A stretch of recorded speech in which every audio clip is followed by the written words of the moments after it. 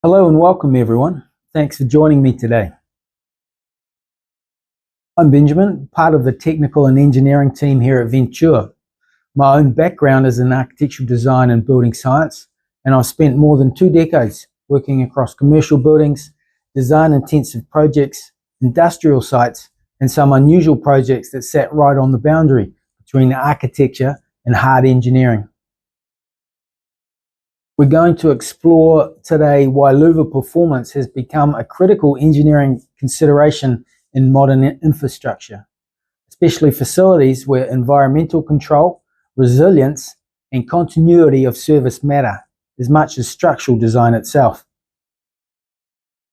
Ventuer is involved in a lot of these projects, and while I'll reference our work at times, this webinar is fundamentally about helping you understand what critical infrastructure actually means in today's context, why Louvre performance matters far more here than in ordinary commercial builds, the engineering science behind rain defense, airflow, structural loads, and seismic behavior, and finally, how performance-tested Louvre systems are engineered, certified, and integrated into critical buildings. If you work in architecture, mechanical engineering, facade design, building services, asset management, or construction, this session is designed to give you a solid technical grounding, the kind that helps you to make decisions with confidence, push back when something doesn't add up, and recognize where risk really sits. We'll begin with the bigger picture. What makes a facility critical and why ventilation and acoustic louvers, often overlooked elements, play a much more central role in facility resilience than they did even a decade ago. What do we mean by critical infrastructure? The term critical infrastructure has evolved significantly in the last 15 years. Traditionally, it referred to facilities essential for emergency response, hospitals, police stations, civil defense headquarters, and so on. But the modern definition is much broader. Today, critical infrastructure includes any facility where a significant disruption has serious, immediate downstream consequences, whether those consequences are operational, financial, environmental, or related to life safety. Typical examples include data centers, major hospitals and healthcare precincts, airports and transport hubs, electricity generation and distribution facilities, telecommunications exchanges. Across these categories, 2 characteristics are consistent. A, they must operate continuously. These facilities are designed with the assumption they will face extreme weather, seismic activity, and high wind events, and they must continue to function regardless. B, failure has significant consequences. An equipment failure in a data center or substation is not an annoyance. It can be nationally disruptive, financially catastrophic, or even a direct threat to life safety. In these buildings, louvers sit at the boundary between the external environment and the mechanical and electrical systems that keep the facility operating. They are regularly exposed to high wind, wind-driven rain, airborne debris, and corrosion. Yet at the same time, louvers must allow large volumes of air into and out of the facility with minimal obstruction. A louver must therefore balance 3 engineering demands: prevent wind-driven rain from entering, maintain low pressure drop for efficient airflow, and resist high wind loads without deformation. Each of these areas is a specialized engineering discipline in its own right. So let's break down these 3 engineering demands, because a louver has to get all of them right at the same time. First, it has to stop wind-driven rain. In a storm, rain doesn't fall straight down. It comes in sideways. The droplets have momentum, so even if the air changes direction, the water keeps traveling in a straight line until something makes it stop. That's why blade shape and spacing matter. A well-designed louver forces the air to turn sharply. The air can turn, but the water can't. so the droplets hit the blades instead of going through. Then the louver needs a clear path for that water to drain out again. Standards like BSEN 13030 measure this by spraying controlled rainfall at different air velocities and recording how much water makes it through. We'll talk about BSEN 13030 in more detail later. The goal is simple: stop water without killing airflow. The second demand is pressure drop and keeping it as low as possible. Air needs to pass through the opening with as little resistance as possible. The higher the pressure drop, the harder the fans have to work, and the more energy the system uses. Pressure drop increases quickly with air velocity, and it's heavily influenced by the blade profile. Turbulence, sharp edges, multiple changes in airflow direction, all of these add loss. And thirdly, resisting wind loads. The third requirement is structural. A louver is still part of the facade, so it has to survive the wind pressures the building sees. On tall buildings or exposed sites, the loads can be very high. Blades, frames, mullions, and fixings all need to handle those forces. If the blades deflect too much, you get rattling, noise, water leaks, or blades binding. Frames can bow, fixings can fail. So the whole assembly needs to be engineered to carry both positive and negative pressures. Bringing all of these things together. The challenge is that these three parameters don't naturally work together. If you improve rain defense, you often make the airflow worse. If you make the airflow better, you usually let in more rain. If you strengthen the blades, you often increase blockage and pressure drop. So designing a performance louver is really about finding the right balance between the three. Now that we've covered the challenges faced by louvers, let's talk about how performance is verified and how louver systems are engineered for real buildings. Louver performance is not intuitive. Two systems that appear visually similar may prove to perform very differently once tested. When we talk about wind-driven rain and the testing thereof, there are three main standards you'll see: AS-NZS 4740, BSEN 13030, and AMCA 500L. They all test louvers in roughly the same way, but there are a few differences worth understanding. AS-NZS 4740, Australia and New Zealand, this is the standard most commonly used in our region.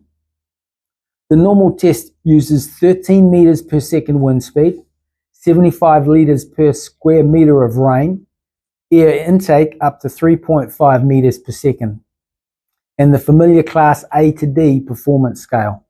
More on that later.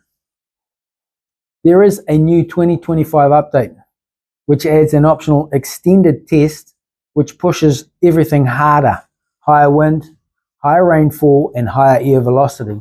It also asks for better documentation, so results are clearer and more consistent.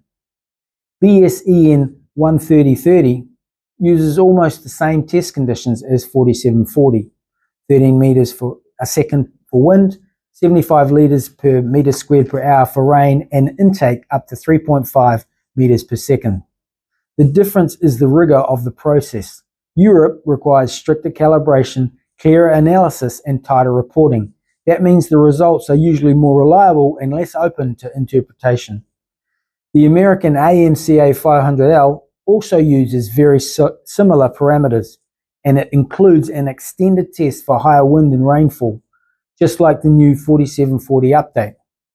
The reason we don't often see AMCA testing here is simple. You need to be part of their subscription and accreditation system to publish AMCA certified results, so it's mostly used in the USA. All three standards measure the same core things: wind speed, rainfall rate, intake velocity, and water ingress, and they all classify performance from Class A to Class D. The main differences are how strict the documentation is and whether extended testing is required or optional. So let's look at how the BSEN 13030 test is actually done. because understanding the method makes the results much easier to interpret. The test is designed to simulate wind-driven rain hitting a louver at realistic wind speeds and rainfall levels. It's all done in a controlled test rig, so every louver is tested under the exact same conditions. How the test is set up. The louver is installed in a large test chamber, essentially a sealed wall opening. On the outside of the chamber, there's a rain distribution system that sprays a very specific rainfall rate, 75 litres per square metre per hour. Behind the spray system, there's a high velocity fan that generates a constant wind speed of 13 metres per second. This gives you wind-driven rain, rain pushed horizontally by the airflow, just like a storm. Inside the chamber, on the dry side, there's a collection system that catches and measures any water that gets through the louver. So what happens during the test? The louver is tested at several increasing intake velocities, up to 3.5 meters per second. At each velocity, the spray and wind run for a controlled period. During that time, the test team measures how much water hits the face of the louver and how much water gets through to the inside. Airflow is kept steady, rainfall is kept steady, and everything is measured and recorded. The key point is that every louver faces the exact same conditions, so the results can be compared directly. How are the results presented? The main number you see from EN 13030 is the percentage of water that gets through at each test velocity. From that number, the louver is given a performance class. Class A, less than 1% water penetration. Class B, 1 to 5%. Class C, 5 to 20%, and Class D, more than 20% water penetration. Now let's look at the pressure loss test, because this is the other major part of louver performance.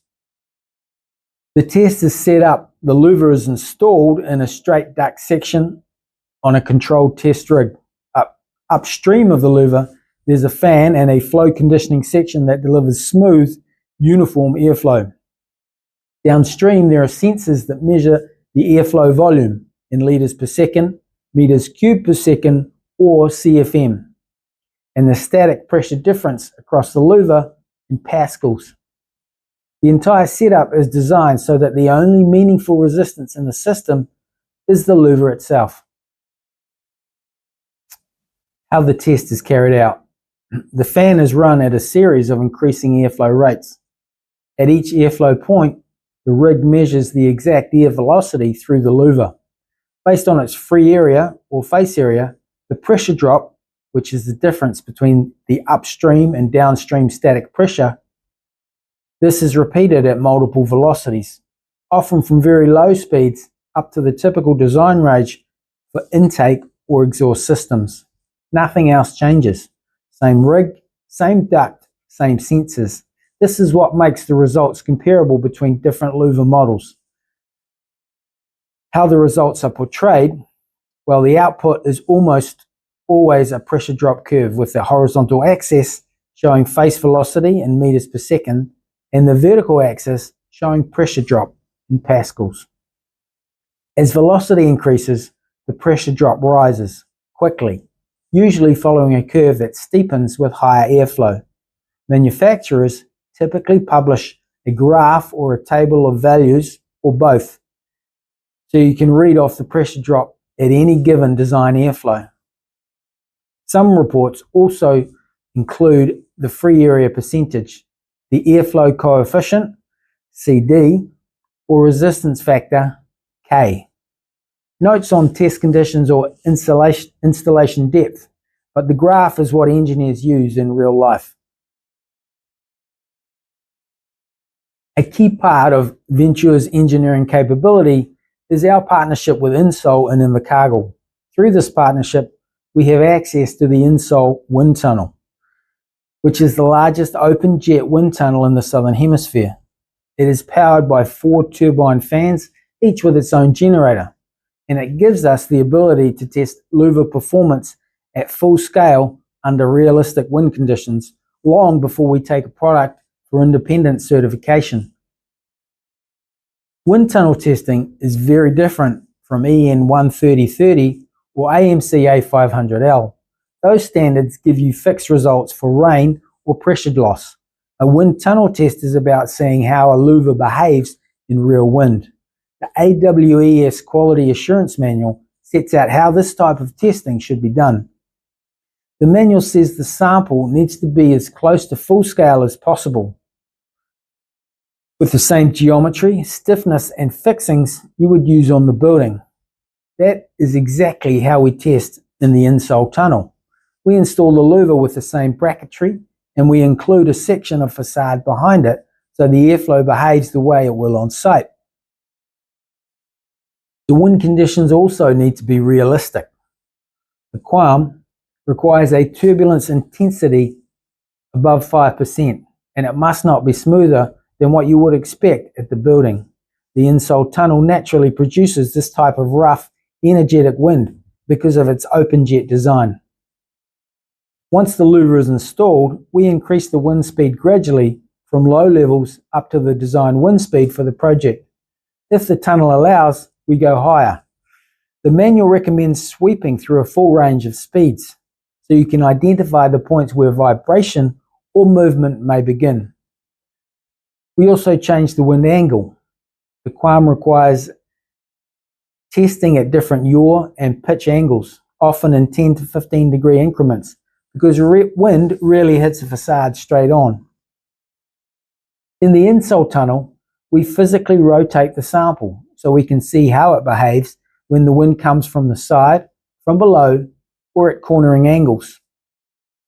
During the test, we watch for the things the QAM highlights. We look for deflection of blades or frames, we listen for any rattle or vibration, and we check for any unusual pressure patterns or early signs of instability.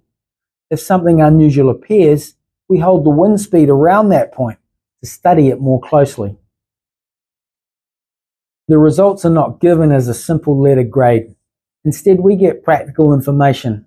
We can see how the blade moves, how stiff the frame really is, how the fixings behave, and whether any noise or vibration shows up when the wind is turbulent. For high-end projects, bespoke designs, or situations where noise or vibration is a concern, the insole tunnel is extremely valuable. We can test early, solve issues before they become expensive, and go into certification testing with much greater confidence. So to put it simply, EN 13030 tells us how a louver handles rain. Pressure loss testing tells us how efficiently it moves air, and wind tunnel testing tells us how that louver behaves on a real building in real wind. A tested louver panel gives us the baseline, but real buildings introduce conditions that no laboratory setup can duplicate. Wind pressures vary with height and terrain. Facade geometry changes water behavior, and mechanical systems create very different airflow patterns. So we still need project-specific engineering. And here are the main domains that we assess. 1. Structural design.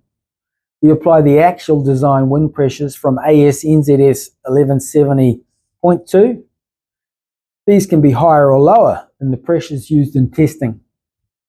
We check blade and frame deflection limits, fixing capacities, allowable stresses, and the impact of positive and negative pressures. The goal is to ensure the louver remains stable, rigid, and serviceable under site-specific loads. Secondly, weather tightness. BSEN 13030 testing provides controlled wind-driven rain performance, but real facades alter the flow. Deep jams, soffits, parapets, or nearby structures can increase turbulence or redirect water. We review blade design, mounting position, drainage paths, and required overhangs to maintain wind-driven rain resistance in situ. Thirdly, airflow requirements. Mechanical systems operate at specific face velocities and system pressures. Anything added to the opening, such as mesh, screens, duct transitions, or wall depth, increase resistance. we model the true pressure drop and confirm the louver size and type can achieve design airflow at the required fan duty. This avoids underventilation and unexpected fan energy penalties. Fourthly, acoustic and wind-induced noise. Noise behaviour depends on local wind patterns and facade geometry. Vortex shedding, blade resonance, and frame vibration can occur even when the product is quiet in testing. For noise-sensitive projects, we may review blade spacing, stiffness, dampening, and approach wind characteristics. If necessary, we confirm the behaviour in a wind tunnel. To make all of this easier, Ventuer provides a set of tools so engineers and designers can run their own checks before they come back to us for project-specific confirmation. One of the main tools is our louver selection software. This lets users compare different louver models based on pressure drop, airflow performance, rain defense class, and free area. You can plug in the face velocity, system pressure, or air volume you need, and the software will show you which products are suitable and how they'll perform across the operating range. It is a very quick way to shortlist the right louver type for the application. We also provide a louver calculator for the early stages of design. This tool lets users estimate free area, pressure loss, and required louver size from basic inputs like airflow and allowable pressure drop. It also lets you see the impact of changing the louver size and the type, adding a mesh, changing the opening size, or adjusting the face velocity. Designers often use this tool during concept design or pricing because it gives fast, reliable guidance without needing a full engineering review. Both tools follow the same principles we use internally. They are built on tested performance data, real pressure drop curves, and accurate free area values. They help answer the practical questions engineers deal with every day, such as, how big does the opening need to be? What pressure drop will this louver create at my design airflow? What rain defense class can I achieve at this face velocity? Will this type be suitable for intake, exhaust, or both? These tools do not replace project-specific engineering, but they make the early decision-making far faster and more reliable. Once a designer has a preferred option, we then refine it for the exact site conditions, wind loads, acoustic needs, and mechanical requirements. In short, the software helps you get to the right answer quickly, and our engineering team makes sure it is the correct answer for the project. In conclusion, the purpose of this webinar has been to give you a comprehensive technical understanding of why louvers matter so much in critical infrastructure, and how performance is engineered, tested, and validated. If you're involved in design or specification, the key takeaway is that louver performance is not cosmetic. It is a fundamental aspect of environmental control, mechanical reliability, and building resilience. Ventilation openings are often the most exposed, environmentally stressed parts of the building envelope. Treating them as commodity items introduces unnecessary risk. By understanding the engineering principles, testing requirements, and real-world performance considerations, you can make better informed decisions and ensure your projects deliver the resilience they're designed for.